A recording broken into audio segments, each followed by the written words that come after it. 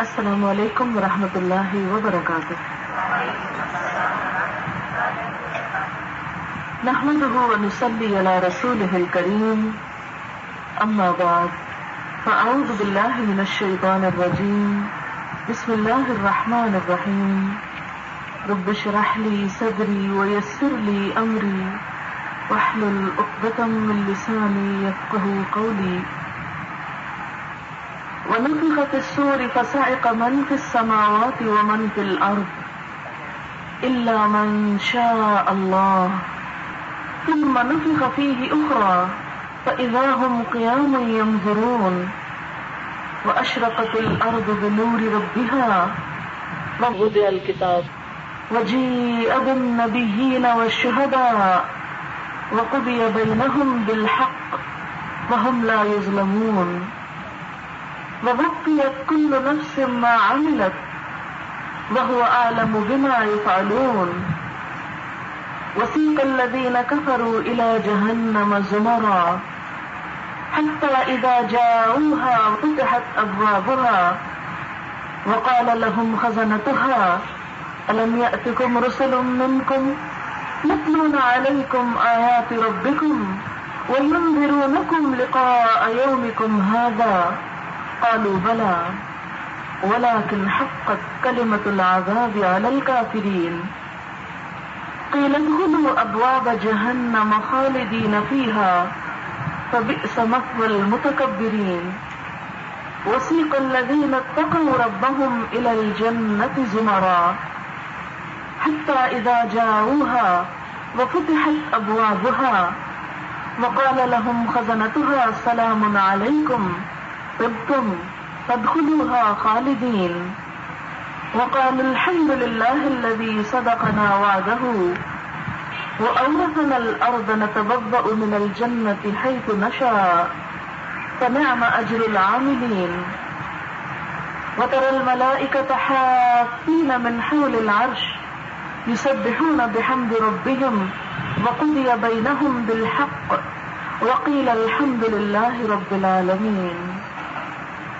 شروع کرتی ہوں اللہ کے نام سے جو بے انتہا مہربان نہایت رحم فرمانے والا ہے. اور سور میں پھونک مار دی جائے گی تو آسمانی زمین میں جو بھی ہیں بے ہوش ہو جائیں گے مگر جو اللہ چاہے. پھر اس میں دوسری مرتبہ پھونک ماری جائے گی تو وہ سب کھڑے ہو کر دیکھ رہے ہوں گے اور زمین اپنے رب کے نور سے جگمگا اٹھے گی. کتاب رکھ دی جائے گی. انبیاء اور شہداء بلا لیے جائیں گے اور ان کے درمیان حق کے ساتھ فیصلہ کیا جائے گا اور وہ ظلم نہ کیے جائیں گے. ہر شخص نے جو کچھ کیا ہوگا پورا پورا لوٹا دیا جائے گا اور وہ خود خوب جانتا ہے جو کچھ بھی وہ کرتے رہے ہیں. اور وہ لوگ جنہوں نے کفر کیا انہیں جہنم کی طرف گروہ در گروہ ہانکا جائے گا یہاں تک کہ جب وہ اس کے پاس آ جائیں گے تو اس کے دروازے کھول دیے جائیں گے اور ان کا داروغہ ان سے کہے گا کیا تمہارے پاس کوئی رسول تم میں سے نہ آئے تھے جو تم پر اپنے رب کی آیات پڑھتے اور تمہیں اس دن کی ملاقات سے خبردار کرتے؟ وہ کہیں گے کیوں نہیں، ڈرانے والے آئے تھے لیکن عذاب کی بات کافروں پر حق ہو گئی. کہا جائے گا جہنم کے دروازے میں داخل ہو جاؤ اور اس میں ہمیشہ رہو. کتنا برا ٹھکانہ ہے تکبر کرنے والوں کا.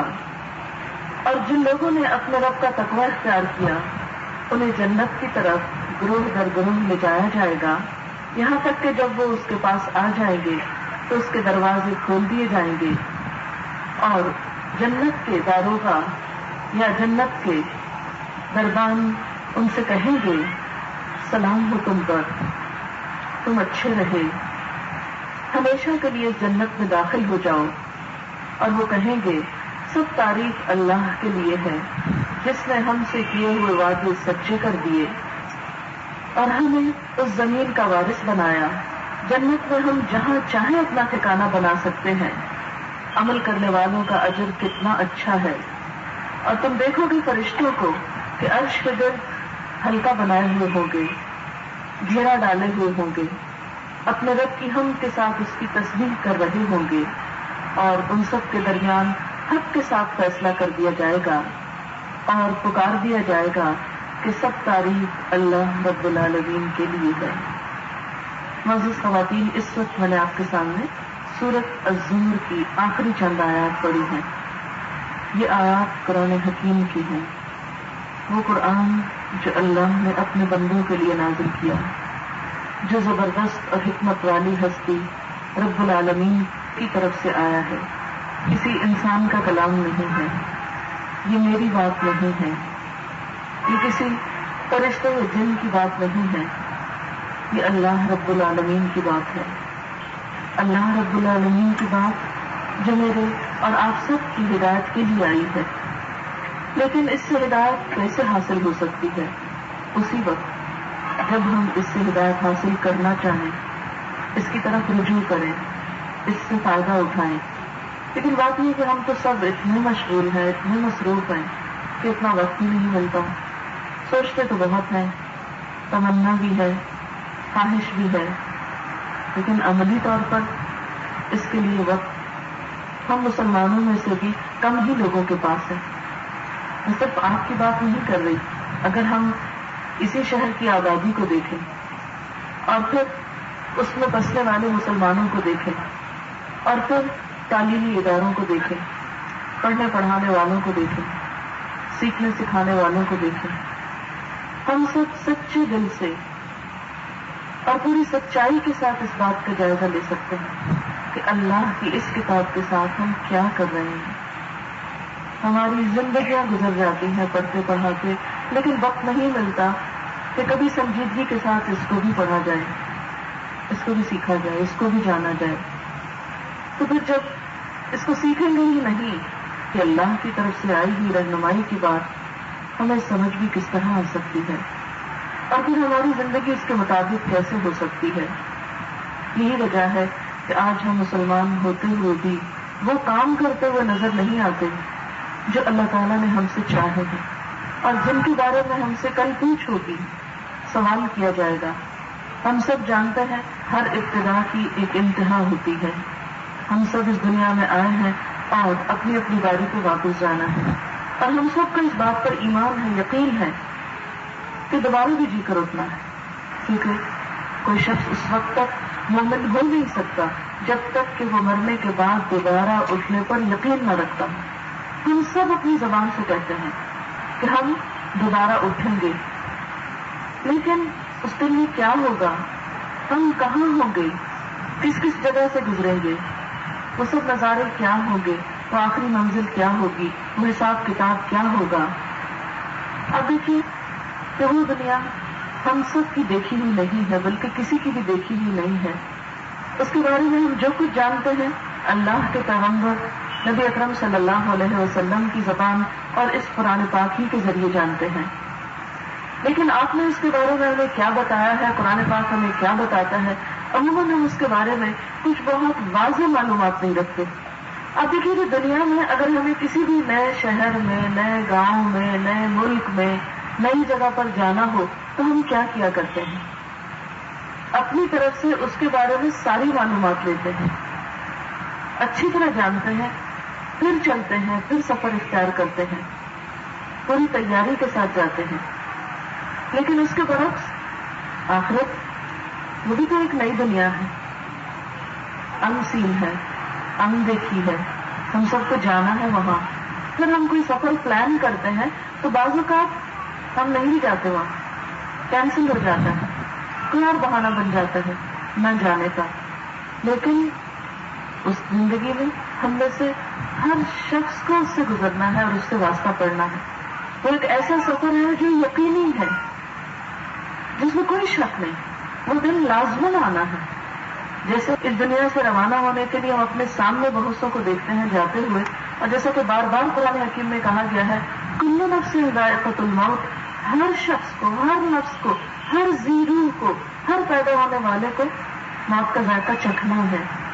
اسی طرح موت کے بعد دوبارہ بھی جی اٹھنا ہے، اور اس دن کو بھی ہمیں فیس کرنا ہے۔ ہمیں اس کا صحیح نقشہ بھی معلوم نہیں۔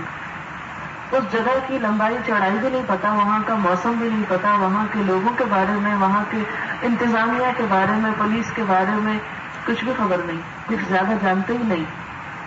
تو بہرحال یہ آیات جو میں نے آج سلیکٹ کی ہے، یہ اس دن کی ایک چھوٹی سی جھلک دکھاتی ہے کہ اس دن کام کیسے ہوگا.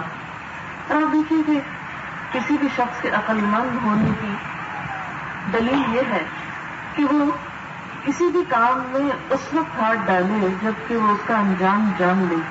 کیونکہ جو شخص انجام کو سامنے رکھے بغیر کام شروع کر دیتا ہے یا انجام کی پرواہ کیے بغیر کام شروع کر دیتا ہے تو وہ کوئی عقل مند شخص نہیں ہوتا اور اس کا فیصلہ درست فیصلہ نہیں ہوتا. مثلاً آپ زندگی کی چھوٹی چھوٹی باتوں میں آپ دیکھیں کہ جب آپ ایک خاص ڈگری کے لیے ایڈمیشن لینا چاہتے ہیں تو آپ ضرور دیکھتے ہیں کہ اچھا اتنے سال پڑھنے کے بعد مجھے کیا ڈگری ملے گی، پھر اس ڈگری کی ویلیو کیا ہوگی، میں اس ڈگری کو کہاں استعمال کروں گی. پھر آپ قدم اٹھاتے ہیں کہ ٹھیک ہے یہ ڈگری ہوگی، یہ جاب ہوگی، یہ آمدنی ہوگی، اس میں یہ فائدہ ہوگا، اور پھر یہ دیکھتے ہیں کہ میں اس کو کر سکتی ہوں یا نہیں. پھر اس کے بعد آپ کام شروع کرتے ہیں. لیکن کتنے حیرت کی بات ہے کہ ہم اپنی اس دنیا کی جتنی بھی ایکٹیویٹی ہے، جو کچھ بھی ہم کر رہے ہیں، یہ سوچ کے نہیں کر رہے کہ ان سب باتوں کا نتیجہ کیا نکلے گا. مثلا جب ہم جھوٹ بولتے ہیں، کیونکہ جب کسی سے کہا جائے کہ جھوٹ نہیں بولنا چاہیے تو وہ لوگ مذاق اڑاتے ہیں کہ لوگ آج کوئی سچ کا زمانہ ہے، آج سچ کون بولتا ہے، سچ کی تلقین نہیں کیوں کر رہے ہو. تو جھوٹ کو تو ہم نے ایک ویلیبل چیز مان لیا ہے اور فائدے کی چیز سمجھتے ہیں اور مشکلات سے بچنے کا آسان نسخہ سمجھتے ہیں اور اس میں کوئی برائی نہیں سمجھتے. حالانکہ جھوٹ اور ایمان ایک دن میں اکٹھا نہیں ہو سکتا، لیکن بہرحال ہم ایمان والے ہو کر بھی جھوٹ بولنا کو کوئی مشکل بات نہیں سمجھتے. تو جب ہم جھوٹ بولتے ہیں تو ہم کبھی بھی نہیں سوچتے کہ اس کا انجام کیا ہوگا. زیادہ سے زیادہ اگر ہمیں انجام نظر آتا ہے تو ہے کسی کو پتہ چل جائے تو بےزتی نہ ہو جائے، اس سے زیادہ آگے نہیں سوچتے، اس سے آگے ہماری نظر ہی نہیں جاتی. اسی طرح جب ہم کسی کے ساتھ زیادتی کرتے ہیں، کسی کو الزام تراشی کرتے ہیں، کسی کے ساتھ بد اخلاقی کرتے ہیں، کسی کو ستاتے ہیں، پریشان کرتے ہیں، اس کا حق نہیں اس کو دیتے، تڑپاتے ہیں کسی کو، تو ہم کیوں نہیں سوچتے کہ اس کا انجام کیا ہوگا. اور خصوصاً اگر ہم دنیا کے لحاظ سے اپنے آپ کو سیف اینڈ ساؤنڈ سمجھتے نہیں، مجھے کوئی کچھ نہیں کر سکتا، میرا کوئی کچھ نہیں بگاڑ سکتا، میں جو چاہوں کروں، میرا کوئی نقصان نہیں کر سکتا، پھر تو ہم اور دلیر ہو جاتے ہیں. تو ہمارا چھوٹا کام ہو یا بڑا، اچھا کام ہو یا برا، ہم اس کے اصل انجام کو سامنے نہیں رکھتے. لیکن عقل مند وہ ہے جو اینڈ کو سامنے رکھ کے پھر سفر شروع کرے. تو بالکل ایسے نہیں جیسے اگر آپ کو کہیں جانا ہے تو پہلے آپ ایڈریس معلوم کرتے ہیں پھر اپنا سفر شروع کرتے ہیں.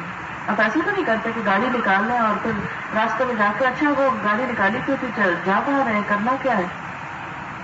تو عقل مند انسان کی کوئی علامت نہیں ہے. تو اس لیے عموماً لوگ جو ہے وہ موت کے ذکر کو، آخرت کے ذکر کو، قیامت کے دن کو اور ان باتوں کو، ان کا ذکر کرنا کوئی زیادہ پسند نہیں کرتے. کہتے ہیں مولوی لوگ ڈراتے رہتے ہیں اور یہ کیا موت کی باتیں اور آخرت کی باتیں. لیکن آپ دیکھیں کہ جتنے بھی عقل مند لوگ تھے وہ جان بوجھ کر بیٹھ کے تذکرہ کیا کرتے تھے، موت کو باقاعدہ یاد کرتے تھے. کیونکہ آپ صلی اللہ علیہ وسلم سے جب پوچھا گیا کہ عقل مند لوگ کون ہیں، سمجھدار لوگ کون ہیں، محتاط لوگ کون ہیں، تو آپ نے فرمایا کہ جو موت کو نہ بھولے اور موت کے بعد گلنے سڑنے کو نہ بھولے، یعنی جو اپنی موت کو یاد رکھتا ہے وہ عقل مند شخص ہوتا ہے. اور پھر ہم دیکھتے ہیں کہ جتنے بڑے بڑے کامیاب انسان گزرے ہیں ان کی یہ زندگیوں میں، مثلا حضرت عمر بن عبدالعزیز کا بہت لوگوں کو معلوم بھی ہے اور ان کی عدالت اور ان کی تعریف بھی سب کرتے ہیں. لیکن ہم سب کو شاید یہ بات معلوم ہی ہو کہ جس دن سے خلیفہ بنے تھے ہر روز، یعنی بادشاہی وقت تھے، سارے اختیارات ان کے پاس تھے، سب کو رول کر رہے تھے، لیکن ان کا حال کیا تھا کہ ہر روز علماء کو کہا کو جمع کر کے باقاعدہ موت کا تذکرہ کرتے تھے. جیسے اب تو ہمارے یہاں تو عموماً یہ ہوتا ہے نا، ہمارے سربراہ جو ہے وہ ہر روز باقاعدہ رات کو کسی پارٹی میں شریک ہونا ہوتا ہے، کہیں نہ کہیں دعوت پر، یا ان کے ہاں کوئی مدعو ہے یا انہیں کہیں جانا ہے. اور ہم اپنے بھی سارے سب لوگ سوشل لائف دیکھیں تو ایک روٹین میں یہ چیز آ گئی ہے نا. سارا دن کام کیا، تھک گئے، بور ہو گئے، شام کو کہیں آؤٹنگ کے لیے نکلنا، چاہے کہیں بھی نکلیں، کیونکہ ہم نے کسی کو زندگی سمجھ لیا ہے. وہ زندگی تو ہمارے سامنے ہے نہیں. تو بہرحال وہ کیا کرتے تھے کہ ہر روز سب کے ساتھ بیٹھ کر موت کو باقاعدہ یاد کیا کرتے تھے. اور عقل مند تھے نا، وہ ایک دن مرنا تو تھا اور پھر وہ موت آئی اور پوری تیاری کے ساتھ گئے آگے. تو کوئی بھی طالب علم جو تیاری کے ساتھ کمرہ امتحان میں داخل ہوتا ہے اس پر خوف کا وہ عالم نہیں ہوتا جو ایک ایسے شخص پر ہو سکتا ہے جو بغیر تیاری کے امتحان کے کمرے میں جا بیٹھے. تو ہم سب کے لیے بھی اپنے فائدے کی چیز یہی ہے، عقل مندی کی بات یہی ہے کہ ہم اپنے اینڈ کو سامنے رکھ کے اپنی زندگی کا یہ سفر کریں تاکہ کل جب وہ اینڈ، وہ منزل ہمارے سامنے آئے تو ہمیں کوئی گھبراہٹ، خوف اور پریشانی نہ ہو. جیسا کہ قرآن پاک میں کچھ لوگوں کے لیے بشارت ہے کہ وہاں ان کے لیے نہ کوئی گھبراہٹ ہوگی، نہ خوف ہوگا اور نہ کوئی پریشانی ہوگی. بہرحال آئیے قرآن پاک کی ان آیات میں ہم دیکھتے ہیں کہ اللہ تعالیٰ اس دن کا کیا نقشہ ہمیں دکھاتے ہیں اور اس میں ہمارے لیے کیا سبق ہے.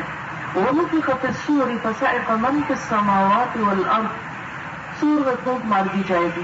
اور سور پھونکنے کے بارے میں حدیث میں آتا ہے کہ حضرت اسرافیل علیہ السلام سر جھکائے، کان لگائے، مستقل طور پر انتظار میں بیٹھے ہوئے ہیں کہ کب اللہ تعالیٰ کا حکم ہو اور فوراً سور پھونک دے. یعنی ان کا اور کوئی کام نہیں، صرف اس انتظار میں بالکل جو کہتے ہیں نا ٹینشن، عام محاورے میں کہتے ہیں، تو پوری طرح مستعد چاقو چوبند بیٹھے ہیں کہ اشارہ ہو اور گھنٹی بجا دی جائے اور سارا نظام زندگی ختم ہو جائے. وَنُفِخَ فِي الصُّورِ، اور سور میں پھونک مارتے ہی کیا ہوگا؟ فَصَعِقَ مَن فِي السَّمَاوَاتِ وَالْأَرْضِ، ہر وہ چیز جو آسمانوں میں ہے. آپ کو معلوم ہے نا آسمانوں میں بہت سے مخلوق ہے جیسے فرشتے وغیرہ ہیں.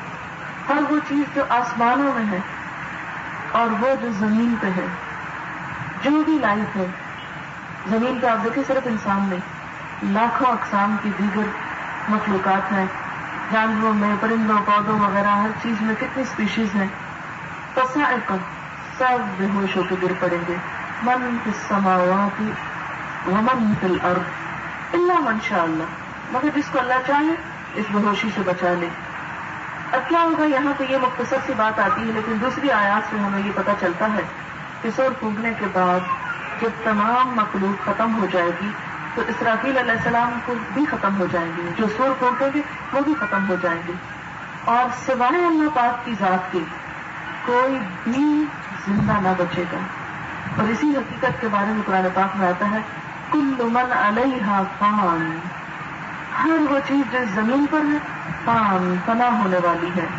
وَيَبْقَى وَجْهُ رَبِّكَ ذُو الْجَلَالِ وَالْإِكْرَامِ، اور باقی رہے گی تیرے رب کی ذات جو جلال و اکرام والی ہے. صرف اللہ تعالیٰ کی ذات ایسی ہے کہ اس کے اوپر نہ موت آئے گی اور نہ ہی نیند آتی ہے، اس کو نہ اونگ آتی ہے، ہمیشہ سے ہے، ہمیشہ رہے گا. حی لا یموت ہے، ابداً ابدا ہے، ذو الجلال والاکرام ہے.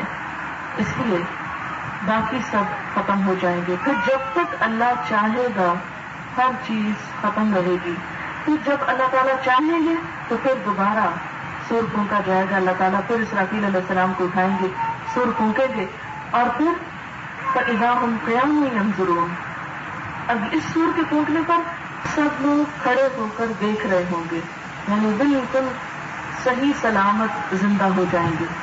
کبھی ہم سوچیں نا کہ کیا ہوگا، مثلا اس وقت ہم زندہ ہیں، یہ ہمارا جسم ہے، موو کر سکتے ہیں، ہم بول سکتے ہیں، دیکھ سکتے ہیں، سن سکتے ہیں. ایک وقت آئے گا کہ ہم بالکل بے جان ہو جائیں گے، روح نکل جائے گی، نہ یہ ہاتھ ہل سکیں گے، نہ انسان کی نگاہیں کچھ دیکھ سکیں گی، نہ کان کچھ سن سکیں گے. تو کیا وقت ہوگا؟ پھر اس کے بعد جب تک اللہ چاہے گا روحیں اور جسم الگ الگ رہیں گے. پھر جب اللہ چاہے گا دوبارہ جسموں کو اٹھا کھڑا کرے گا، ساری روحیں واپس اپنے اپنے جسم میں پہنچے گی، اور پھر انسان حشر کے میدان میں کھڑا ہوگا. فَإِذَا هُمْ قِيَامٌ يَنظُرُونَ، اور وہ دن کیسے ہوگا؟ وَأَشْرَقَتِ الْأَرْضُ بِنُورِ رَبِّهَا، زمین اپنے رب کے نور سے چمک اٹھے گی. اس وقت تو زمین چمکتی نہیں ہے، لیکن زمین کے چمکنے کو آپ اسی طرح سمجھ سکتے ہیں جیسے چاند چمکتا ہے. سورج اور چاند کیا ہے؟ سیارے ہیں. چاند بھی ایک سیارہ ہے. دن کو آپ اسے دیکھتے ہیں تو وہ نہیں چمکتا، رات کے اندھیرے میں چمک اٹھتا ہے. تو یہ اللہ کے اذن سے ہی ماحول پیدا ہو جاتا ہے کہ ایک ہی سیارہ کبھی آپ اس کو بغیر چمک کے دیکھتے ہیں، کبھی چمک کے ساتھ دیکھتے ہیں. تو یہ زمین قیامت کے دن اس طرح نہ رہے گی. دوسری آیات سے ہمیں پتہ چلتا ہے کہ لا تری فیہا عوجا ولا امتا، اس پر نہ کوئی بل رہے گا، نہ سلوٹ رہے گی، نہ کوئی ٹیلا رہے گا، نہ پہاڑ رہے گا، نہ درخت رہے گا، نہ انسان رہے گا. بالکل سپاٹ سیدھی کر دی جائے گی. بالکل بچھا دی جائے گی اور پھر اس پر انسان کھڑے ہو گئے اس چمکتی زمین پر. ایک حدیث میں آتا ہے کہ جیسے میدے کی روٹی ہوتی ہے سفید، بالکل اسی طرح روٹی کی طرح زمین بالکل اسپاٹ سفید اسموتھ ہو جائے گی اور چمک رہی ہوگی. اچھا چمکنے کا کیا فائدہ ہوگا؟ چمکتی چیز کے اوپر اگر آپ کوئی بھی چیز رکھیں تو وہ فوراً نمایاں ہو جاتی. اس بات کو بتانے کا مقصد یہ ہے کہ انسان کہیں بھی قیامت کے دن چھپ نہ سکے گا. نہ کوئی اوٹ ہوگی، نہ آڑ ہوگی، نہ غار ہوگی، نہ کسی چیز میں گھسنے کی جگہ ہوگی، نہ چھپنے کی جگہ ہوگی، نہ ہی کوئی کیموفلاج کر سکے گا اپنے آپ کو کہ وہ زمین پر ہو اور وہ نظر نہ آئے اللہ تعالیٰ کو. نہیں. اشرقت الارض بنور ربها، زمین اپنے رب کے نور سے چمک اٹھے گی اور اس پر سارے انسان کھڑے ہوں گے اور اب حساب کتاب شروع ہوگا. ووضع الکتاب، اور کتاب رکھ دی جائے گی. یہ کون سی کتاب ہوگی؟ یہ نامہ اعمال کی کتاب ہوگی. نامہ اعمال کے بارے میں یہ بات بھی یاد رکھیے کہ ایک تو ہر شخص کا انڈیویجول نامہ اعمال ہے، فردن فردن ہر ایک کا. جیسے میرے اپنے ذاتی عمل دائیں بائیں فرشتے بیٹھے ہوئے ہیں، ان علیکم لحافظین کراما کاتبین.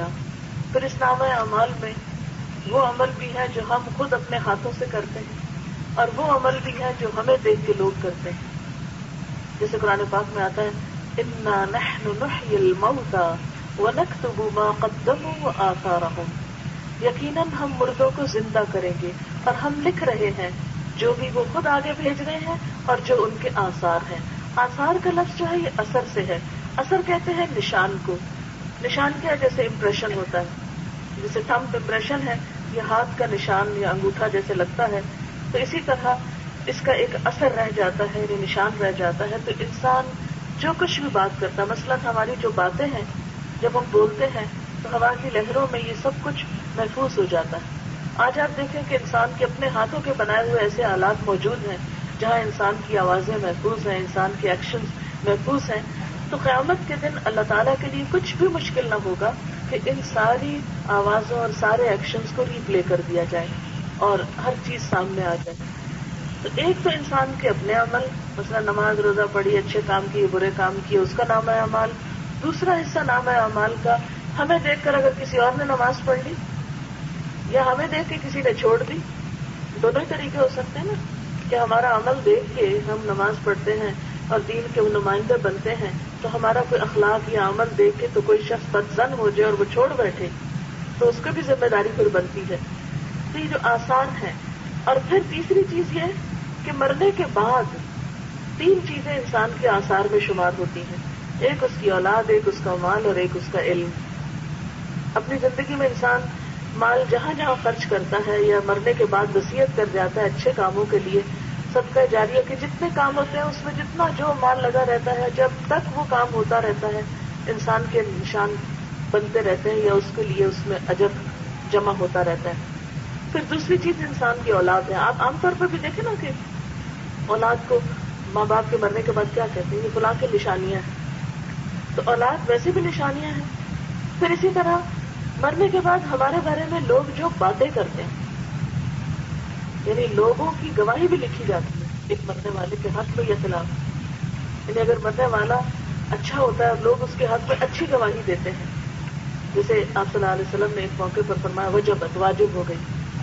تو لوگوں نے کہا کیا واجب ہوگی؟ کس کے؟ فرمایا اس میت کے لیے جنت واجب ہوگی کیونکہ اس کے پیچھے لوگ اس کے حق میں گواہی دے رہے ہیں. اور ایک دوسرے کے بارے میں بھی فرمایا جہنم واجب ہو گئی کیونکہ لوگ اس کے خلاف گواہی دے. جو لوگ دنیا میں ظلم ستم کرتے ہیں، ستاتے ہیں دوسروں کو، تو ان کے پیچھے لوگ جو فریادیں کرتے ہیں اور جو لوگوں کو تکلیف پہنچتی ہے وہ سب خلاف گواہی جمع ہوتی ہے. پھر اسی طرح انسان کا علم جو ہے، اچھا علم سکھائے تو، برا علم سکھائے تو، اچھے ٹرینڈ سیٹ کرے تو، برے ٹرینڈ سیٹ کرے تو، اچھی عادات اور اچھے اخلاق کو ترویج دے تو اس کے لیے وہ آثار ہے. اور اگر بری رسمیں، برے اثرات اور برے کاموں کا آغاز کرے تو وہ اس کے لیے بعد میں بھی اس کے آثار میں جمع ہوتے رہتے ہیں. تو یہ تو ایک انسان کا ذاتی نامہ اعمال ہے جو ان مختلف چیزوں سے مل کے بنتا ہے. انسان کی سوچ، انسان کے بول، انسان کے ایکشن، انسان کے معاملات، پھر اس کی سوچ بول کو دیکھ کر وہ بھی اس شخص کے نامہ اعمال میں جمع کر دیا جاتا ہے. اور اس کے مرنے کے بعد بھی جو چیزیں اس کی زندگی کی باقی رہتی ہیں اچھائی یا برائی میں سے وہ بھی ساتھ چلتی رہتی ہیں جب تک کہ وہ آثار ختم نہ ہو جائے، مٹ نہ جائیں. تو یہ نامہ اعمال تو ایک فرد کا ہوا. پھر اسی طرح ہر قوم یا ہر امت کا ایک اجتماعی نامہ اعمال بھی ہوگا. سورۃ الجاثیہ میں اللہ تعالیٰ فرماتے ہیں کل امت تدعی الی کتابہا، ہر امت اپنی کتاب کی طرف بلائی جائے گی. یعنی ہر فرد کا جو نامہ اعمال ہے وہ تو اس کے ہاتھ میں پہنچا دیا جائے گا. جیسے قرآن پاک میں آتا ہے وَإِذَا الصُّحُفُ نُشِرَتْ، کہ جب صحیفے یا اعمال نامے نشر کر دیے جائیں گے، سب کے ہاتھوں میں پہنچا دیے جائیں گے، تقسیم کر دیے جائیں گے. لیکن اس کے ساتھ ساتھ دوسری طرف جو کسی کا اجتماعی نامہ اعمال ہوگا اس کی طرف اس قوم کو بلایا جائے گا، آؤ دیکھو اپنی کتاب. کل امت تدعی الی کتابہا. اب یہاں بھی کیا فرمایا جا رہا ہے ووضع الکتاب، کتاب رکھ دی جائے گی. وجیء بالنبیین، انبیاء لائے جائیں گے. والشہداء، اور گواہ لائے جائیں گے. انبیاء کا تو ہم سب کو معلوم ہے کہ ان کو بلایا جائے گا. اور کیوں بلایا جائے گا؟ کیونکہ ان سے پوچھا جائے گا کیا آپ نے پیغام پہنچایا، اور اگر آپ نے پہنچایا تو انہوں نے کیا جواب دیا. پھر قوم سے پوچھا جائے گا کہ کیا تمہارے پاس کوئی ڈرانے والا، خبردار کرنے والا آیا تھا؟ پھر وہ بتائیں گے کہ ہاں آیا تھا. اور اس وقت وہ اعتراف بھی کریں گے کہ ہمیں ڈرانے والے، خبردار کرنے والے آئے تھے لیکن ہم نے ان کی بات سن کے رکھی. لیکن انبیاء علیہ السلام کا جب سے سلسلہ ختم ہوا ہے اس کے بعد امت مسلمہ کو شہداء کا درجہ دیا گیا. اس زمین پر وہ اللہ کے دین کے گواہ ہیں، جس کے بارے میں قرآن پاک میں آتا ہے وَكَذَلِكَ جَعَلْنَاكُمْ أُمَّةً وَسَطًا لِتَكُونُوا شُهَدَاءَ عَلَى النَّاسِ، ہم نے تم کو امت وسط بنایا تاکہ تم سارے انسانوں پر گواہی دو. کس بات کی؟ حق کی گواہی. اللہ کا وہ پیغام جو انبیاء علیہ السلام لوگوں تک پہنچاتے رہے، اب اس کے بعد تمہیں وہ پیغام لوگوں تک پہنچانا ہے. اسی طرح ایک اور جگہ پر آتا ہے کنتم خیر امۃ اخرجت للناس، تم بہترین امت ہو، تمہیں لوگوں کے لیے نکالا گیا ہے. ہمیں اپنی ذات کے لیے نہیں پیدا کیا گیا کہ ہم اس دنیا میں آئے ہیں ہم دیکھیں کہ ہمیں کھانے کو کیا مل رہا ہے، یا ہمارا گھر کہاں ہے، یا ہمارے کپڑے کہاں ہیں، اور ہمارے بچوں کا کیا ہوگا، ابھی ان کے رشتے ہوئے ہیں یا نہیں، شادیاں ہوئی ہیں یا نہیں. صرف ان غموں کے لیے ہمیں نہیں بھیجا گیا کہ ہم دنیا میں رہ کے صرف یہی پریشانیاں کھاتے رہیں اور یہ ہم کو کھاتی رہیں اور ہم ان کو کھاتے رہیں. نہیں، ہمیں تو امت مسلمہ بہترین امت بنایا گیا. آپ صلی اللہ علیہ وسلم کی امتی ہونے پر ہم سب کو فخر ہے. لیکن کس بات کا فخر ہے، کس بات کی خوشی ہے؟ کہ بس صرف یہ کہ قیامت کے دن وہ ہماری بدعمالیوں پہ ہمیں بخشوا دیں اور بس. تو پھر باقی امتوں کا کیا قصور ہے کہ انہیں ہمارے طرح اس امت میں پیدا ہونے کا موقع نہیں ملا؟ صرف ایک وراثتی حق ہم نے سمجھا ہے یہ کہ ہماری اس طرح نجات ہو جائے؟ نہیں، ہر امت کو بلایا جائے گا، اسے اس کا ایک مجموعی نامہ اعمال دکھایا جائے گا. تو امت مسلمہ کے بھی لوگوں کو بلایا جائے گا شہداء کے طور پر. تم نے حق کی گواہی کتنی دی، تم نے خیر کی بات کتنی بتائی، کتنے لوگوں تک اس پیغام کو لے کر گئے تھے. آج ہم اگر اپنے حال کو دیکھیں تو افسوس یہ کہ ہم تو اپنوں تک بھی پیغام نہیں لے کے پہنچ سکے، کہاں یہ کہ نان مسلمز تک اور پوری دنیا تک جائے. آپ مجھے صرف یہ بتائیے کہ نبی صلی اللہ علیہ وسلم نے آ کر دنیا کو جب حق کا پیغام دیا تھا تو اس کے بعد صحابہ کرام نے کیا کیا تھا؟ صرف وہ بڑے بڑے گھر بنا کے بیٹھ گئے تھے آرام کی زندگی بسر کرنے؟ دنیا بھر کی دولت ان کے قدموں میں آ چکی تھی، اتنا اتنا مال تھا ایک ایک شخص کے پاس کہ سب دینے والے بن گئے تھے اور لینے والا کوئی نہیں تھا.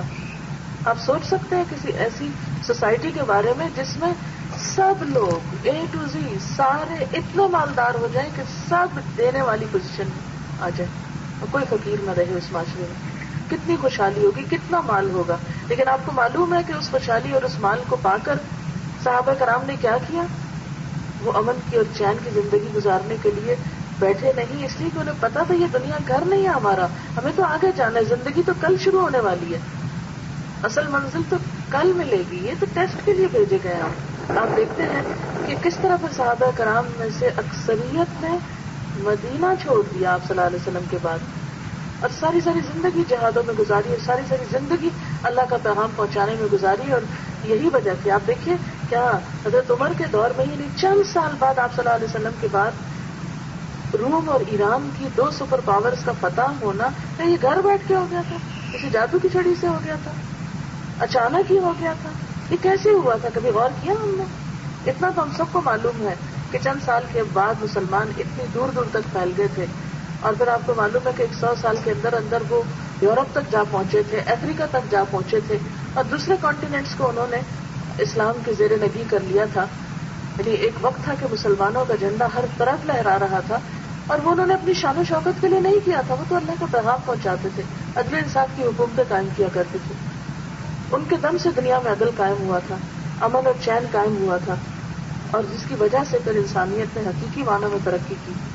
آج بھی مسلمانوں کو یہ کریڈٹ جاتا ہے کہ دنیا کو سائنس اور علم دینے والے مسلمان ہیں. اس دنیا میں جو یہ ذہنی آزادی، یعنی آپ دیکھیں 1400 سال پہلے کا دور اور اس سے پہلے کا اور اس کے بعد کا، جتنی ترقی ان 1400 سالوں میں انسانیت نے کی اس سے پہلے تو نہیں کی، اس لیے کہ ذہنی غلامی کا دور تھا، شرک کا دور تھا، انسانیت کی سوچ میں چوری نہیں تھی. تو ذہنی فکر کو جو آزادی اسلام نے بخشی اور علم کو جو ترویج دی اور سب کے لیے عدل و انصاف اور مساوات جو قائم کی، معاشرے کے سارے حصوں کو فعال بنایا، یہ اسلام کا حقیقی معنوں میں ایک معجزہ تھا. اور یہ صحابہ کرام اور ان کے بعد کی جو جنریشن تھی ان کی قربانیوں کی وجہ سے ہوا. تو امت مسلمہ کو تو پیدا ہی اس لیے کیا گیا ہے کہ وہ اس زمین پر اللہ کے گواہ ہیں. کل قیامت کے دن ہم سب سے بحیثیت امت کے پوچھ ہونے والی ہے کہ ہم نے اپنی اس ذمہ داری کے لیے کتنے لوگ تیار کیے، ہم نے اس کام میں کتنی کنٹریبیوشن کی کہ پوری دنیا پر اللہ کا پیغام پھیل جائے. آپ کو معلوم ہے نا انسان کیوں بنا ہے؟ سب جانتے ہیں نا، قرآن میں لکھا ہوا ہے ما خلقت الجن والانس الا لیعبدون، میں نے جن اور انس کو اپنی عبادت کے لیے پیدا کیا ہے. اللہ نے ہمیں اپنی خاطر پیدا کیا ہے، قرآن تو یہ بتاتا ہے ہمیں. لیکن دنیا میں کتنے فیصد لوگ ہیں جو واقعی اللہ کی عبادت کر رہے ہیں اور جن کو اللہ تعالیٰ کی پہچان بھی ہو، جو واقعی اس خالق کو پہچان چکے؟ کس کی ذمہ داری ہے؟ اللہ تعالیٰ نے تو کتاب بھی بھیجی ہوئی ہے، ہم جیسے مسلمان بھی ہیں جو جانتے ہیں، لیکن اس کے باوجود آخر کیا وجہ کہ میسج نہیں پہنچ رہا، تھرو نہیں ہو رہا، آگے نہیں جا رہا. اور اس کے برعکس مسلمانوں کا دائرہ دن بدن تنگ ہو رہا ہے، وہ سکڑ رہے ہیں، ذلیل و خوار ہو رہے ہیں، کوئی ان کی عزت نہیں، کوئی ان کا مقام نہیں. آخر کیوں؟ کیا وجہ تھی کہ اس دور کے مسلمانوں کے نام سن کے لوگ کانپ اٹھتے تھے، حالانکہ ان کے پاس کوئی زیادہ دنیا نہیں تھی، پیغام لگے کپڑے بھی پہنے ہوتے تھے، لیکن لوگوں کے دلوں میں ان کا ایک روب تھا. آج ہمارے پاس سب کچھ ہوتے ہوئے، ہر طرح کے وسائل ہوتے ہوئے، پھر بھی کوئی مقام نہیں، کوئی عزت نہیں. اگر آج دنیا میں نہیں تو سوچئے کل جب قیامت کا یہ دن ہوگا اور اس وقت سب کو بلایا جائے گا اور گواہی لی جائے گی تو ہم کیا کہیں گے؟ یا اللہ ہم نے کیا کیا تھا؟ ہم تو اپنے ذات کے خول سے ہی باہر نہیں نکلے تھے. اور یہ باتیں تو شاید ہماری سمجھ میں بھی نہ آ رہی ہوں کہ یہ کیا کہانی ہے کہ قیامت کے دن ہم سے بھی کچھ پوچھا جائے گا کہ دنیا کو حق کا پیغام پہنچا یا نہیں. وقضی بینہم بالحق، اور لوگوں کے درمیان انصاف سے حق کے ساتھ فیصلہ کیا جائے گا. وہم لا یظلمون، کسی پہ بھی ظلم نہیں ہوگا. ووفیت کل نفس ما عملت، ہر شخص کو اس کے کیے کا پورا بدلہ دے دیا جائے گا. وہو اعلم بما یفعلون، اور یہ سارے اعمال نامے اور سب باتیں لکھوانے کے باوجود اللہ تعالیٰ خود زیادہ بہتر جانتا ہے کہ لوگ کیا کر رہے ہیں. وسیق الذین کفروا الی جہنم زمرا، اور جہنم کی طرف کافروں کو گروہ در گروہ لایا جائے گا. یعنی کہ ایک ایک شخص کو پکڑ کے اس میں پھینکا جائے گا، پورے پورے گروہ آئیں گے، انبوہ آئیں گے لوگوں کے جو اکٹھے پھینکے جائیں گے. کیوں گروہوں میں کیوں لایا جائے گا؟ یہ گروہ کس بنیاد پر بنے ہوں گے؟ جس بنیاد پہ دنیا میں بنتے ہیں. یہ وہی گروہ ہوں گے جو آج بنے ہوئے ہیں، اور انہی گروہوں میں ہم کل اٹھائے جائیں گے. آج دنیا میں جس گروہ کے اندر ہم اپنے آپ کو شمار کرتے ہیں، کل قیامت کے دن اسی گروہ میں اٹھیں گے. اور اسی طرح کافروں کے اندر بھی گروہ بندی، کوئی مشرک ہے تو منافق ہے، تو کوئی کافر ہے، تو کوئی کسی دین کا ہے، تو کوئی کسی مذہب کا ہے. تو کفر کی جتنی بھی قسمیں ہیں ان کے الگ الگ ان کے عقائد کے اعتبار سے، اعمال کے اعتبار سے ان کے گروہ ہوں گے، اور گروہ در گروہ جہنم میں لائے جائیں گے، یہاں تک کہ جب وہ اس کے پاس پہنچیں گے تو جہنم کے دروازے کھول دیے جائیں گے.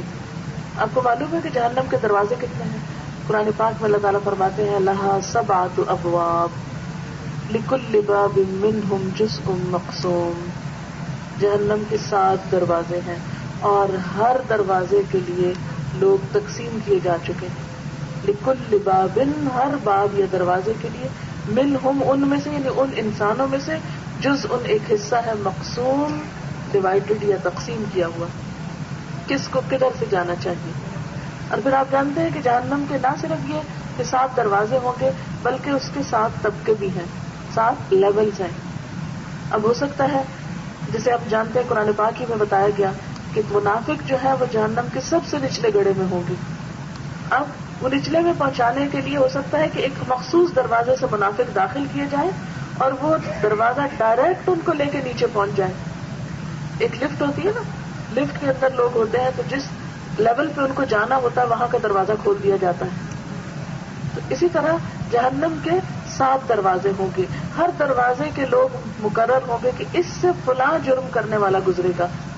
ان کو اکٹھا کیا جائے گا اور پھر اکٹھا اس سے گزار کے اس لیول پہ لے جا کے پھینک دیا جائے گا کہ کہاں کس کو ڈالنا ہے. اور پھر ان سے جہنم کے داروغہ پوچھیں گے الم یأتکم رسل منکم، تمہارے اندر کوئی بھی پیغام لانے والا نہیں تھا؟ کسی نے تم کو کچھ نہیں بتایا تھا کہ اگلی دنیا میں کیا ہونے والا ہے، جرائم کا انجام کیا ہوگا؟ اور پھر وہ پوچھیں گے یتلون علیکم آیات ربکم، کوئی نہیں تھا جو تم پر تمہارے رب کی آیات پڑھ کے سناتا؟ وَيُنذِرُونَكُمْ لِقَاءَ يَوْمِكُمْ هَذَا، اور تمہیں آج کے اس دن کی ملاقات سے خبردار کرتا. تمہیں کسی نے نہیں بتایا تھا کہ قیامت کا دن کیسا ہوگا، اس دن لوگوں کے ساتھ کیا گزرے گی. کیونکہ جس کو اپنا انجام یاد ہو اس کا عمل لازمی طور پر تبدیل ہوتا ہے. قالوا بلا، وہ کہیں گے ہاں یہ تو ہوا تھا، لوگوں نے ہمیں آیات پڑھ کے سنائی تھی، ہمیں بتایا گیا تھا کہ غلط کام کرنے کا انجام غلط ہوتا ہے، لیکن ہمیں کوئی یقین نہیں آیا تھا ان کی بات پہ. آج ہم میں سے ہر ایک اپنے طور پر سوچے، ہم میں سے کتنے لوگوں کو واقعی یقین ہے کہ برائی کا انجام برا ہوگا؟ نہیں ہے پوری طرح. ہم اس کو بہت لائٹلی لیتے ہیں. ہم کہتے ہیں جو بھی کرو سب ٹھیک ہے، سب برابر ہے. کیسے برابر ہو سکتا ہے؟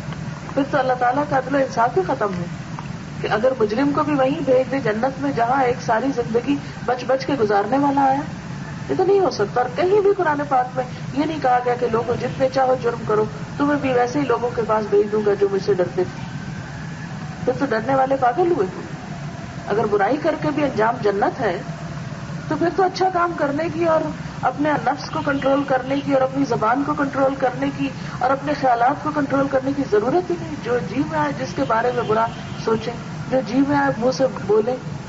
تو اگر دنیا میں گالی دینے والا بد اخلاق، بدتمیز، بد کردار شخص کسی کو اچھا نہیں لگتا تو قیامت کے دن اچانک اس کی بد اخلاقی کے باوجود سے جنت میں کیسے بھیج دیا جائے گا؟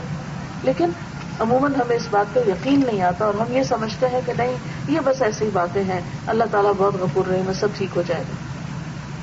وہ ضرور غفور رحیم ہے، لیکن اس کے لیے جو توبہ کر لے، جو بخشش مانگے اور جو رجوع کر لے. اور اس وقت کیا کہیں گے؟ وَلَكِنْ حَقَّتْ كَلِمَةُ الْعَذَابِ عَلَى الْكَافِرِينَ، لیکن حق ہو گئی بات عذاب کی کافروں پر. یعنی اس وقت اب کوئی بحثیں نہیں کریں گے، عذاب کا فیصلہ بس نافذ ہو جائے گا. قیل ادخلوا ابواب جہنم خالدین فیہا، کہہ دیا جائے گا داخل ہو جاؤ جہنم کے دروازوں میں، ہمیشہ ہمیشہ اس میں رہنے والے.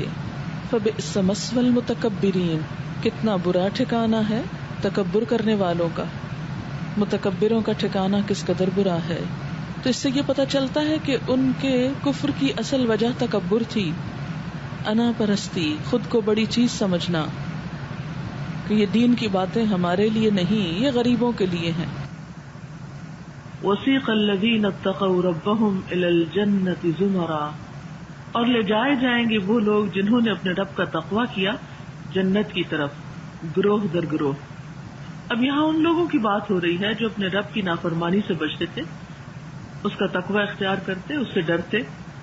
انہیں جنت کی طرف گروہوں کی شکل میں لے جایا جائے گا. یہ کون لوگ ہوں گے، کیسے ہوں گے؟ یہ وہ لوگ ہوں گے جو دنیا میں بہت احتیاط کے ساتھ اپنی زندگی کا سفر طے کر رہے تھے، جن کے دلوں میں اللہ کا ڈر تھا، اللہ کا خوف تھا، جن کا اخلاق بھی اچھا تھا. حدیث میں آتا ہے، ابو ہریرہ رضی اللہ عنہ سے مروی ہے کہ رسول اللہ صلی اللہ علیہ وسلم نے فرمایا، اکمل المؤمنین ایمانا احسنهم خلقا سب سے زیادہ کامل ایمان والے وہ لوگ ہیں جو مسلمانوں میں سب سے زیادہ اچھے اخلاق والے ہیں. یہ لفظ خا لام قاف سے ہے. خلق اور خلق اسی سے. ایک ہوتا ہے ہمارا خلق، یعنی جس طرح ہماری فزیک ہے یا ہماری میک ہے، اور دوسرا ہے خلق، وہ ہماری عادات ہے. تو انسان دو چیزوں سے مل کے بنتا ہے. ایک تو اس کا ظاہری حال ہو گیا، شکل و صورت ہے، اس کی پرسنالٹی، یہ تو ہم نے خود نہیں بنائی، گاڈ گفٹڈ ہے، جو بھی دی کسی کو اچھی دی ہے، جس طرح بھی دی. پھر دوسری چیز جو ہے وہ اخلاق ہے، خلق. خلق تو اس کی طرف سے ہے اور خلق ہمیں خود اختیار کرنا ہے، اور جیسا ہمارا یہاں ہوگا نا اسی کے مطابق آخرت میں انجام ہوگا. ابھی ہم نے سنا نا جہنم میں جانے والوں کو ویل لکل ہمزۃ لمزہ، تانا دینے والے، عیب جوئی کرنے والے کے لیے ہلاکت ہے، تباہی ہے.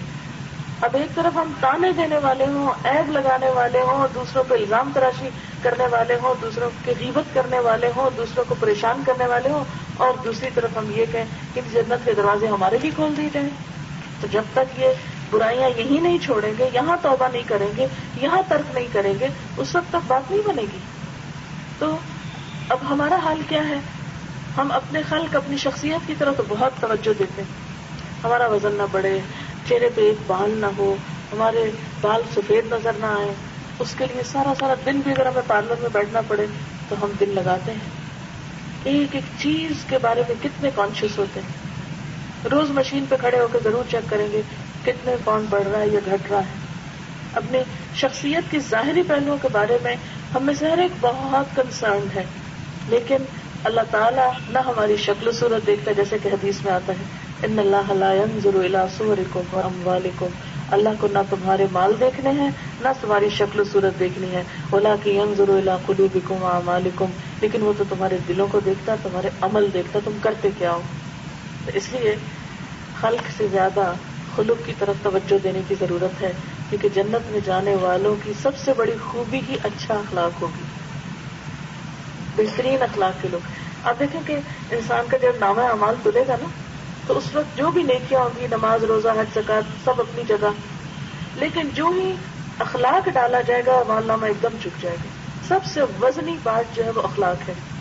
یعنی ٹھیک ہے عبادات کا اپنا ایک وزن ہے، اللہ کے ذکر کا اپنا ایک وزن ہے، وہ اپنی جگہ، لیکن جو ہی اچھا اخلاق لا کے رکھا جائے گا ایک دم نیچے ہو جائے گا اور انسان کامیاب ہو جائے گا. آپ صلی اللہ علیہ وسلم نے فرمایا کیا تمہیں معلوم ہے قیامت کے دن میرے سب سے زیادہ قریب کون لوگ ہوں گے؟ وہ جو تم میں سب سے اچھے ہیں اخلاق ہیں، احسنہم خلقا، سب سے قریب، یعنی آپ کی مجلس کے، آپ کے قریب ہونے والے لوگ بہترین اخلاق کے مالک ہوں گے. اور وہ کون ہیں؟ جو منکسر المزاج ہیں، جن کے اندر عاجزی ہے، تکبر نہیں، ہٹ درمی نہیں، جو محبت کرتے ہیں اور ان سے محبت کی جاتی ہے، یہ بھی ان کی شناخت بتائی گئی ہے. اور اس شخص میں کوئی خیر نہیں جو کسی سے محبت نہ کرے اور کوئی اس سے نہ کرے اور ہر وقت لیے دیے رہے، بس تم جاؤ اپنا کام کرو، ہمیں اپنا کام کرنے دو، تم اپنی راہ لو، ہمیں اپنے حال پہ چھوڑ دو. نہیں، جو دوسروں سے محبت کرتے ہیں اور ان سے محبت کی جاتی ہے، جو محبتیں بانٹتے ہیں، جو اچھا اخلاق عام کرتے ہیں. اور اچھا اخلاق عام صرف تقریر سے نہیں ہوتا کہ میں اس وقت آپ کو ایک لیکچر دے جاؤں اچھے اخلاق پہ تو اس سے اچھا اخلاق ہو جائے گا، نہیں، مجھے اس کا خود بھی ثبوت دینا ہوگا. اور اچھے اخلاق کی ابتدا دو چیزوں سے ہوتی ہے، اور اس میں سب سے جو بنیادی چیز ہے نا وہ تو اللہ پر ایمان اور یقین ہے. ایمان کا بیج دل میں آتا ہے تو اخلاق پودا اگتا ہے، ورنہ نہیں. ورنہ انسان کیا ہوتا ہے، جہاں مطلب ہو وہاں تو بہت اچھا ہوگا، اور جس سے مطلب نہ ہو اس سے کوئی غرض ہی نہیں ہوگی. مطلب ہو تو خوشامد بھی کرے گا، جو مطلب نکل گئے تو پوچھے گا بھی نہیں، سلام بھی نہیں کرے گا. نہیں، آپ صلی اللہ علیہ وسلم نے ایک بہت بڑا میزان دے دیا ہم کو، اور وہ کیا ہے؟ خدا کی قسم تم میں سے کوئی اس وقت تک جنت میں جا نہیں سکتا جب تک کہ وہ مومن نہ ہو. کوئی مومن ہو نہیں سکتا جب تک کہ وہ آپس میں محبت نہ کرے، یعنی مسلمان آپس میں محبت نہ کرے. کیا میں تمہیں نہ بتا دوں وہ طریقہ کہ جسے اختیار کر کے تم باہم ایک دوسرے سے محبت کرنے لگو گے؟ افشوا السلام بینکم، سلام کو آپس میں رواج دو. آج آپ دیکھیں کہ اس چھوٹی سی نیکی کو بھی رواج دینے میں ہم کو مشکل پیش آتی. اکثر ایسا ہوتا میں جب جیسے کہیں جاتی ہوں سلام کرتی ہوں تو لوگ شاید سنتے نہیں یا جواب دینا ضروری نہیں سمجھتے، یا ہم ایک دوسرے کو دیکھتے ہیں تو جس کو ہم پہچانتے ہیں اس کو تو ہم سلام کرتے ہیں, جس کو نہیں پہچانتے اس کو سلام بھی نہیں کرتے, وہ گانے ہو کے نکل جاتے ہیں. نہیں, یہ اخلاق کی پہلی علامت ہے کہ کیا اسمائل کرنا اور سلام کرنا آ گیا ہے. اور اگر یہ دو چیزیں نہیں آئیں تو پھر اخلاق کا آغاز بھی نہیں ہوا. اور پھر سب سے بڑی بات یہ, کوئی کرے یا نہ کرے, کسی کو ہم پہچانتے ہوں یا نہ پہچانتے, یعنی اس کو بھی سلام کرو جس کو پہچانتے, اس کو بھی کرو جس کو نہیں پہچانتے. اب دیکھیں, ہم ایک اسکول کالج گھر میں ہوتے ہوئے بھی ہم گھر والوں کیوں نہیں سلام کرتے, تو اپنے کسی اسکول کالج میں کیوں نہیں کرتے, لوگ کیا کہیں گے, ان کو کیا مطلب ہے. نہیں, کوئی مطلب نہیں ہے, دین کا ایک حکم ہے. صحابہ کرام اتنا کثرت سے سلام کرتے تھے کہ اگر کہیں اکٹھے جا رہے ہوتے تھے اور جاتے جاتے جیسے راستہ بدل جاتے کہ سارے ایک جگہ سے نہیں گزر سکتے, کچھ ادھر سے گزرے کچھ ادھر سے گزرے, کے بیچ میں کٹیلا درخت ہے یا کچھ, اور پھر اس کے بعد پھر جب ملتے تھے پھر ایک دوسرے کو سلام کرتے تھے. اتنا زیادہ کثرت سے سلام کرتے تھے. آج ہمارے معاشرے میں سلام ہی جیسی چیز اٹھ گئی. اور سلام ہے کیا؟ سلامتی کی دعا, تم سلامت رہو. اب دیکھیں کہ اگر ہمیں اردو میں کوئی کہتا رہے نا تم سلامت رہو, تم سلامت رہو, تم پہ سلامتی سلام, تمہارے جان سلامت, مال سلامت, صحت سلامت, تو ہم کتنے خوش ہوں. واہ, اتنی دعائیں مل رہی ہیں ہم کو. دیکھیے السلام علیکم بھی بالکل یہی دعا ہے کہ تم پر ہر طرح کی سلامتی ہو. تو ہم کسی کو اور کوئی ہمیں پوری سلامتی کی دعا دیتا ہے تو یہ کوئی معمولی چیز تو نہیں ہے. لیکن ہم نے اس کی جگہ ہائے, ہیلو اور نہ جانے اوٹ پٹانگ قسم کے الفاظ چن لیے جن کا کوئی مطلب نہیں. کوئی ڈکشنری کھول کے دیکھے کیا مطلب ہے ان لفظوں کا, اور اس میں ہمیں فخر ہے. یہ ہم اپنے بچوں کو ادب سکھا رہے ہیں, اور ادب کے نام پر ہم ایلین کلچر سکھا رہے ہیں, اور اپنے اس کلچر سے بیگانے ہو رہے ہیں جس پر ہمارے ایمان کا دار و مدار ہے, جس پر ہمارے اچھے انجام کا دار و مدار ہے. آپ دیکھیں, غیروں کے طریقے سیکھ کر ہمیں غیروں نے بھی کوئی گھاس نہیں ڈالی. جن کے طریقوں پہ ہم چلنا چاہتے ہیں ان کی نگاہ میں ہماری کوئی عزت نہیں, ہم جتنے چاہیں جوتے چاہتے ہیں ان کے. جب وہاں سے بھی کچھ نہیں مل رہا, اللہ تعالیٰ کے یہاں سے بھی کچھ نہیں مل رہا, اس سے بڑا خسارہ کیا ہو سکتا ہے. نہ خدا ہی ملا نہ وصال صنم. اچھی چیز اس کو نظر آتی ہے, الحمدللہ کہتا ہے. کوئی تکلیف پہنچتی ہے, انا للہ پڑھتا ہے. کوئی خوبصورت چیز دیکھتا ہے, ماشاءاللہ کہتا ہے. وعدہ کر رہا ہے, انشاءاللہ کرے. قدم قدم پہ اللہ کا نام لے رہا ہے. ہم نے ان لفظوں کا اتنا مذاق اڑایا کہ اب ڈر کے مارے انشاءاللہ بھی نہیں کہتے, ڈر کے مارے ماشاءاللہ بھی نہیں کہتے, کیونکہ بعض لوگوں نے ماشاءاللہ کو ہر وقت بے وقت استعمال کیا اور اس کو اتنا گھسا پٹا دیا کہ وہ اب پراپر جگہ پر بھی یوز کرتے ہوئے بھی لوگ ڈرتے ہیں. اور اگر کوئی لفظ یہ بولے تو لوگ کہتے ہیں اوہ تم بھی فنڈامنٹلسٹ ہو گئے. مجھے کبھی سمجھ نہیں آتی, اپنے دین کا خود مذاق, یہ تو ایسے ہی اپنا مذاق اڑا رہا ہو کوئی. ہم مسلمان ہیں, ہمیں ان ساری چیزوں کو فخر ہونا چاہیے, یہ ہمارے دین کے طریقے ہیں. لیکن آج آپ دیکھیں کہ ہمارے بچے جو کچھ بھی پڑھ رہے ہیں اور جو کلچر سیکھ رہے ہیں, اور اس میں ہمارا بھی ایک حصہ اور ہاتھ ہے کہ کس چیز کو پروموٹ کر رہے ہیں. تو بہرحال متقی لوگ جنت کی طرف گروہوں میں لے جائے جائیں گے, اور وہ بھی گروہ کس بنیاد پر ہوں گے؟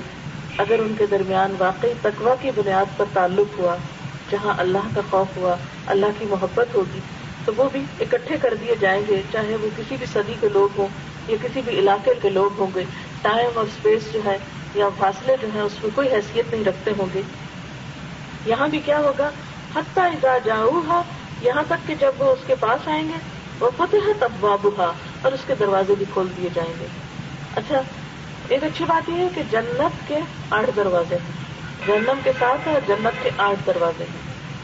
نبی صلی اللہ علیہ وسلم ایک مرتبہ جنت کے دروازوں کے بارے میں بتا رہے تھے کہ نماز پڑھنے والے ایک دروازے سے داخل ہوں گے, روزے والے ایک باب الریان سے داخل ہوں گے, اور اسی طرح یعنی ایک انسان مثلا نماز روزہ سب کچھ کرتا ہے, مگر ہر انسان کے اندر آپ نے دیکھا ہوگا, غور کیا ہوگا, کوئی ایک بات بہت ہوتی ہے.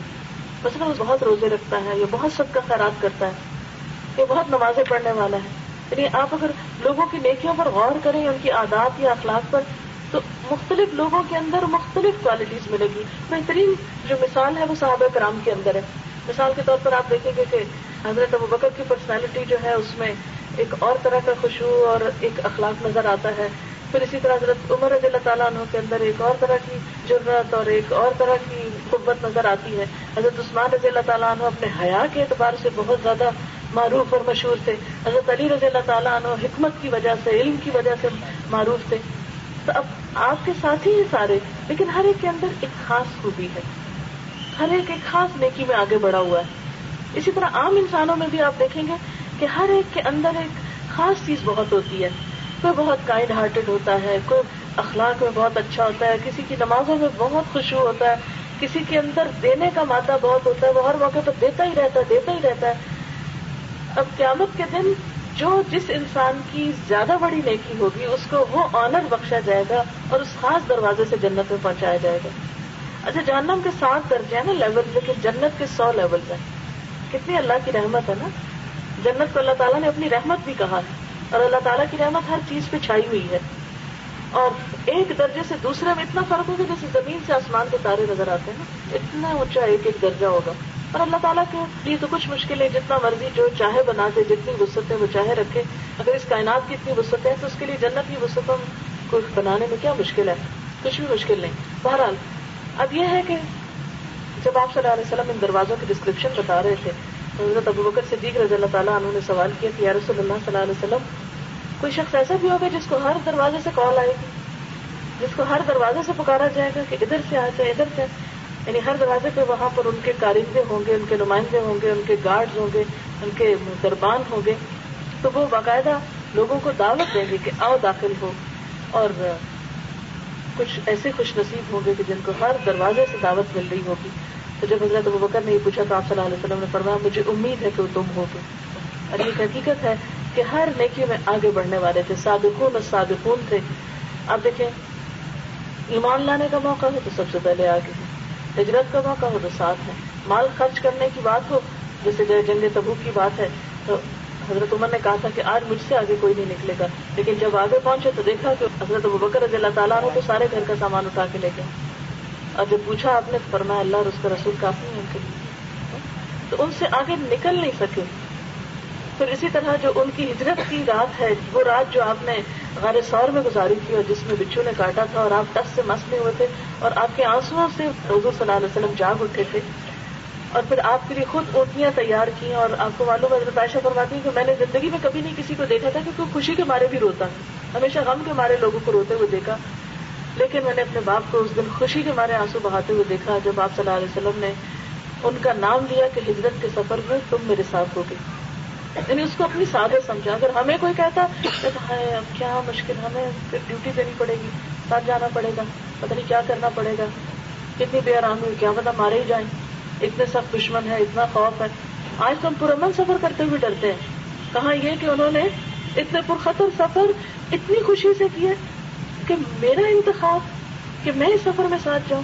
اور وہ رات حضرت عائشہ رضی اللہ تعالیٰ عنہ نے ایک دفعہ آسمان کے تارے دیکھ کے کہا تھا یا رسول اللہ صلی اللہ علیہ وسلم کسی شخص کی اتنی نیکیاں بھی ہیں جتنے یہ ستارے ہیں، تو آپ نے فرمایا ہاں عمر کی نیکیاں اتنی، تو اس پر ان کو دل میں تھوڑا سا ہے تو پھر میرے باپ کا کیا ہے، ان کی اس سے زیادہ تو ان کو کوئی وسیع تصور نہیں تھا، تو آپ نے فرمایا ابو بکر کی اس ایک رات کی نیکیاں عمر کی زندگی بھر کی نیکیوں پر حاوی ہیں، ایک ایک موقع پر اتنا زیادہ ان کو اللہ تعالیٰ نے توفیق دی نیکیوں میں آگے بڑھنے کی۔ ہم تو پیچھے رہتے ہیں نا، اچھا جب سب کام ہو جائے گا پھر جائیں گے، نیکی کی بھی کوئی مجلس ہم کہتے چلو حاضری لگوائے اور بلایا اب انہوں نے، عام طور پہ ہمارے یہاں جیسے قرآن خوانی ہوتی ہے وہ صحیح یا نہیں وہ ایک الگ مسئلہ، لیکن یہ ہے کہ لوگ کب آتے ہیں، نماز کب پڑھتے ہیں، ہم سارے کام دنیا کے نبھاتے رہتے ہیں، جب بالکل آخری ٹائم ہوتا ہے پھر ہم کہتے ہیں جلدی سے چلو اب نماز پڑھو۔ حج کب کرتے ہیں، جب بوڑھے ہوتے ہیں۔ دین کا علم بھی عمل کرنے کی بات بھی کب رکھیے، جب زندگی کی انتہا ہوگی، پھر جب ریٹائر ہو جائیں گے نا پھر اچھی طرح عبادت کر لیں گے، ابھی تو جلدی ہے، کبھی نماز پڑھی کبھی نہ پڑھی، کبھی کچھ کیا کبھی نہ کیا۔ اللہ کی راہ میں دینا جو سب سے ردی بیکار چیز ہوگی وہ دے کے خوش ہو جائیں گے، صدقہ کر لیا۔ تو یعنی ہم سب اپنے اپنے عمل کا جائزہ لینا کہ نیکی کے کاموں میں پیچھے پیچھے پیچھے رہتے ہیں۔ بہرحال جنت کے 8 دروازے ہیں اور وہاں بھی ہر دروازے کے اوپر کارندے ہوں گے اور وہ ان کو دیکھ کر سلوٹ کریں گے، سلام علیکم، ویلکم کریں گے، تم بہت اچھے رہے، تم خوش قسمت ہو تم کہ جو یہاں آ گئے، اب زندگی شروع ہوگی۔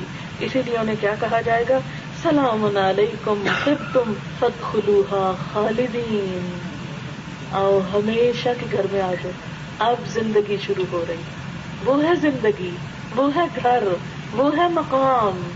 یہ دنیا اگر اس دنیا کی حقیقت مچھر کے پر کے برابر بھی ہوتی تو اللہ تعالیٰ کسی کافر کو پانی کا گھونٹ بھی نہ دیتا، لیکن اس دنیا میں آپ نے دیکھا ہوگا کہ اللہ نے کیا کچھ لوگوں کو دے رکھا ہے، جو اس کی جتنی نافرمانی کرتا ہے اتنا ہی اس کے پاس بہت ہوتا ہے، اس لیے کہ اللہ کے نزدیک اس دنیا کی اہمیت کچھ نہیں. اس دنیا کی اگر اہمیت ہے تو وہ صرف اس لیے ہے کہ اس میں ہمیں وقت ملا ہے، مہلت ملی ہے کہ ہم اس سے کل کی خوشیاں کما سکیں. یہ آج کا وقت کل کمانے کے لیے ہے، لیکن ہم آج کس طرح گزار رہے ہیں گویا یہاں ہمیشہ رہنا ہے اور کل ہے ہی کوئی نہیں. ہمارا عمل یہ بتاتا ہے، ہم زبان سے نہ بھی کہیں نا لیکن ہم کر یہی کچھ رہے ہیں کہ گویا ہم ہمیشہ کے لیے یہاں ہیں. اور اسی لیے اللہ تعالیٰ نے فرمایا تھا فَلَا يَغُرَّنَّكُمُ الْحَيَاةُ الدُّنْيَا، تمہیں دنیا کی زندگی دھوکے میں نہ مبتلا کرے، کہیں بھول نہ جانا، پھسل نہ جانا. یہ مت سمجھ بیٹھنا کہ یہاں ہمیشہ رہو گے اور یہ سب جوانی اور یہ نعمتیں اور یہ سارے اولاد اور یہ مال اور یہ امن یہ سب کچھ یہاں ایسے ہی رہے گا. نہیں، لوگ آتے ہیں اور جاتے ہیں. اپنے اپنے والدین کے گھروں کو دیکھیں، ان کے والدین کے گھروں کو دیکھیں. اور بعض گھر تو کھنڈر بن چکے، ناپید ہو چکے، بک چکے، بٹ چکے، ختم ہو چکے. اور یہی حال ہمارے گھروں کا ہونا ہے.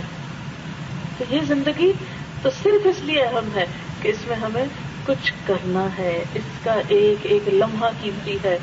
آج کا دن جو گزر گیا اسے کل نہیں آنا واپس، ساری زندگی بھی دوبارہ نہیں آنا. اس لیے زندگی کا ایک ایک دن قیمتی جانے.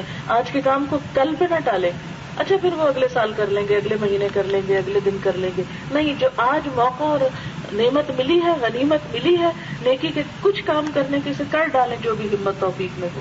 کیونکہ ایک ایک دن کاؤنٹ کرتا ہے نا، ایک ایک چیز کاؤنٹ کرتی ہے. ایک دن کھانا نہ کھائیں تو آپ دیکھیں کتنی کمزوری ہو جائے آپ کو. تو ایک دن نیکی نہ کریں اور ایمان مضبوط رہے، یہ کیسے ہو سکتا ہے؟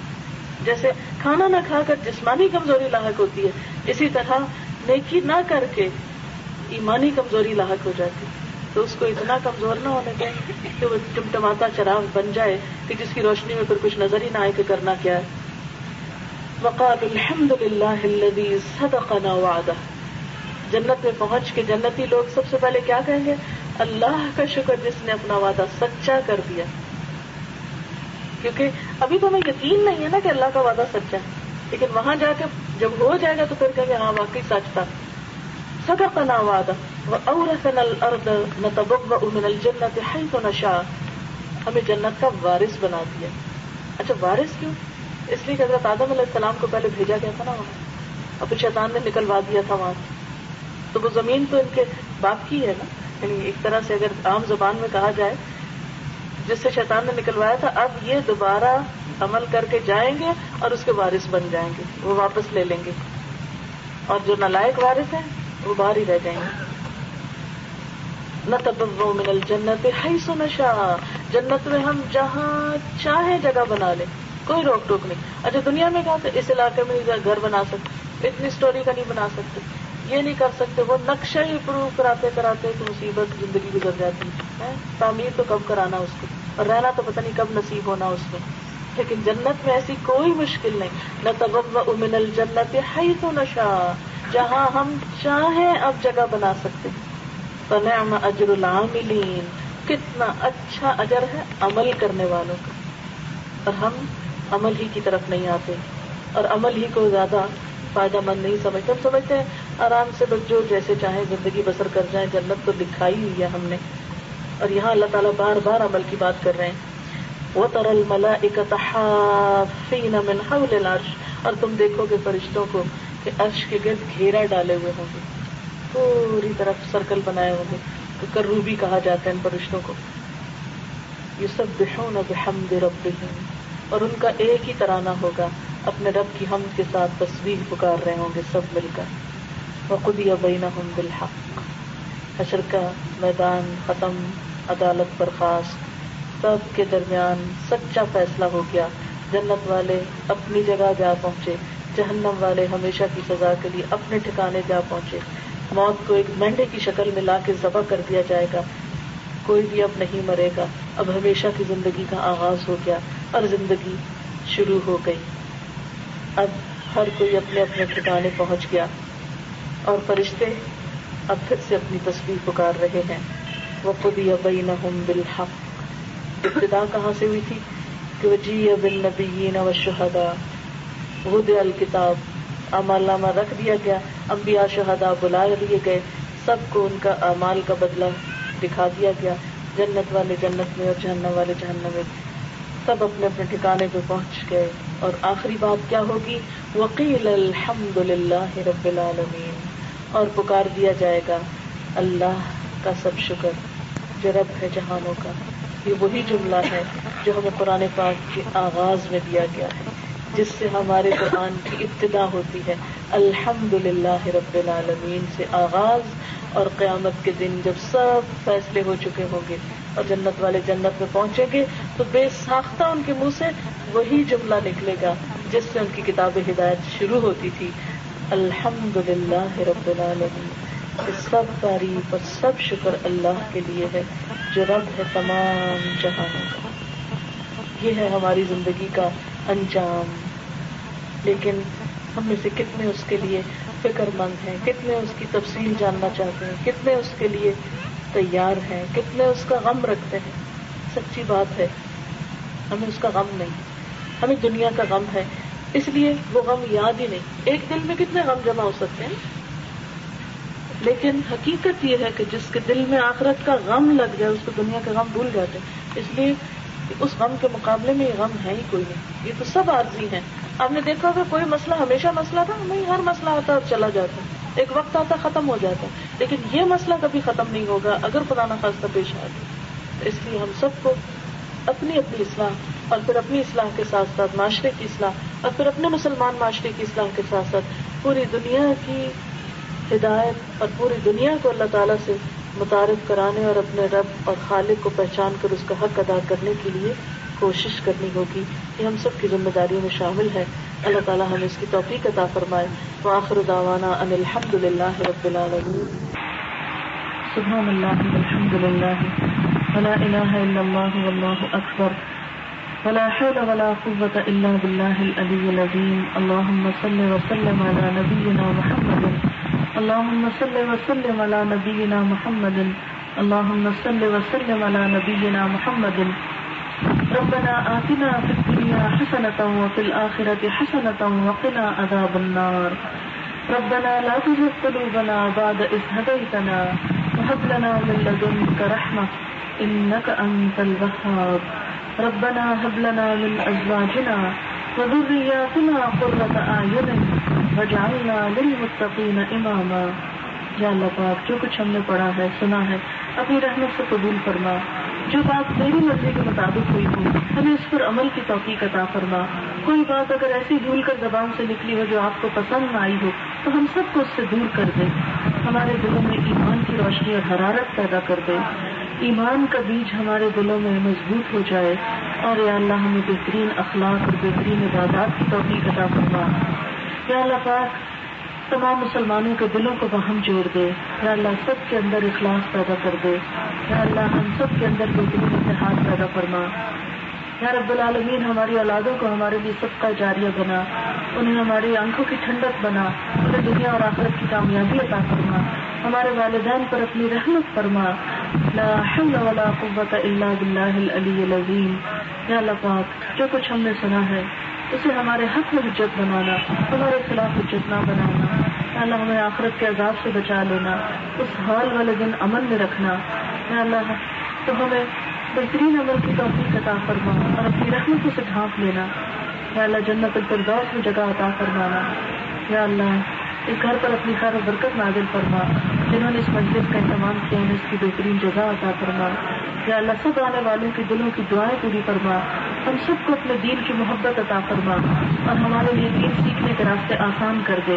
ربنا تقبل منا انك انت السميع العليم وتب علينا انك انت التواب الرحيم. وصلى الله تعالى على خير خلقه محمد وعلى آله واصحابه واهل بيته اجمعين برحمتك يا ارحم الراحمين. الہی آمین. سبحانك اللهم وبحمدك نشهد ان لا اله الا انت نستغفرك ونتوب اليك.